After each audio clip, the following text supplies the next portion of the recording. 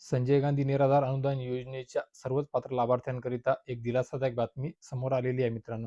सोबतच इंदिरा गांधी वृद्धापकाळ योजना, श्रावणबाळ निवृत्ती वेतन योजना, विधवा पेन्शन योजना, दिव्यांग बांधव या सर्वच बांधवांचे जे जानेवारी 2026 चे अनुदान रखडलेले होते, महिना झाला आलेले नव्हते आणि पोर्टलवर 2 ते 3 दिवसापासून तारखा, वेळ चेंज होत होता, बदलत होता मित्रांनो.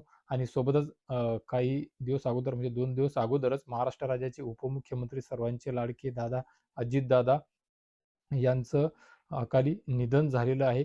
आणि या सर्व गोष्टी पाहता सर्व लाभार्थ्यांना परत एकदा प्रश्न पडलेला होता, की आता आपलं जे अनुदान आहे कदाचित अजून खूप जास्त दिवस रखडलेलं राहणार आहे आणि आता आपल्याला लवकर अनुदान मिळणार नाहीये. परंतु असं नाहीये मित्रांनो.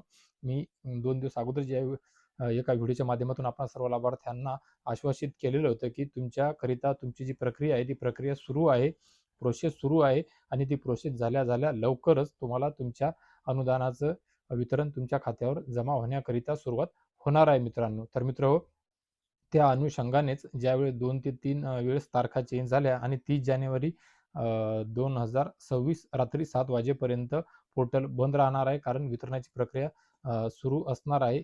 त्यानुसारच आता तो वेळ संपत आलेला आहे आणि आता बऱ्याचशा लाभार्थ्यांच्या अकाउंटवर पैसे जमा होण्याकरिता सुरुवात झालेली आहे. तुमच्या खात्यावर पैसे जमा झाले नसतील तर गोंधळून जाऊ नका.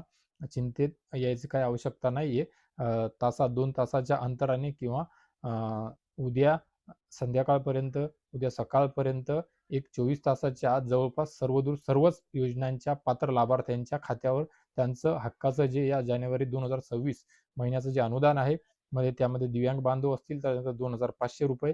परंतु ज्या दिव्यांग बांधवांचा तहसील कार्यालयावर स्वावलंबनवर ई-केवायसी झालेली आहे, कागदपत्र जमा केलेली आहेत आणि त्यांनी सुद्धा ते कागदपत्र व्हेरीफाय करून अपलोड केलेली आहे, त्या सर्व दिव्यांग बांधवांना 2,500 रुपये. आणि इतर योजनांचे जे श्रावणबाळ निवृत्ती वेतन योजना आणि बाकीच्या योजनांचे लाभार्थी आहेत त्यांना नेहमीप्रमाणे त्यांचे 1,500 रुपये जमा होण्याकरिता सुरुवात झालेली आहे मित्रांनो. तर मित्रहो, आशा करतो या व्हिडिओच्या माध्यमातून आपणा सर्वांना जी एक दिलासादायक बातमी देण्याचा प्रयत्न केलेला आहे, नेहमीप्रमाणे आपला सर्वांकरिता ही नक्कीच उपयोगी असणार आहे मित्रांनो. कारण राज्यावर उपमुख्यमंत्री यांच्या निधनाचं जे खूप मोठं सावट पसरलेलं होतं, संकट आलेलं होतं, तशा परिस्थितीमध्ये आपला सर्वांना चिंता झालेली होती. परंतु तुम्हाला तुमचं अनुदान मिळाल्याने नक्कीच तुमचे औषध पाणी, घर खर्च, किराणा खर्च याकरिता जे अनुदानाकरिता तुम्हाला उपयोग नक्कीच होणार आहे मित्रांनो.